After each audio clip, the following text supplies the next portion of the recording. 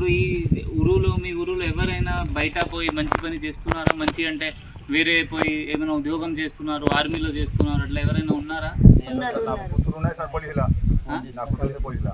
మీ కుటుంబం నుండి ఒకరు ఉన్నారు. నిర్మల్ పని చేస్తుందా అక్కడ?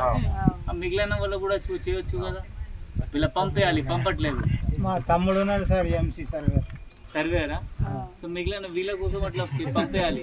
ఇప్పుడు మీ తమ్ముడుకి మీకు మీరు కంపేర్ చేస్తే అతని లైఫ్ ఎట్లా ఉంది? మంచిగా ఉన్నా సార్, అతని లైఫ్ మంచిగా ఉంది కదా. మీకు అట్లా కావాలి అంటే మీ కొడుకులకి కూతుర్లకి మీరు బడిలో చదివించాలి. ఠీకే. ఇప్పుడు ఈ గాంజాయి గురించి ఆల్రెడీ డిఎస్పీ గారు మీకు అన్నారు. గాంజాయి అంటే చాలా నేరం, పెద్ద నేరం. ఎందుకంటే ఇప్పుడు ఎవరైనా వాళ్ళ చేనుకి పండిస్తే వాళ్ళ జైలు పోతారు, వాళ్ళకి రైతు భరోసా కూడా రాదు. మీరు అర్థం చేసుకోండి. చాలామంది చేస్తారు, కొందరు ఎక్కువ డబ్బులు వస్తుంది పెట్టేస్తారు, కపాస్ మధ్యలో పెడతారు, టూర్ మధ్యలో పెడతారు. దయచేసి అది పండించుకోకండి. ఎందుకంటే ఇప్పుడు మొత్తం స్టేట్లో ఏంటి అంటే ఆదిలాబాద్లో గాంజా దొరుకుతుంది. అది ఎవరు పెంచుకుంటారు అలా అంటారు, ఆదివాసీ దగ్గర పోతే వాళ్ళు ఇస్తారు.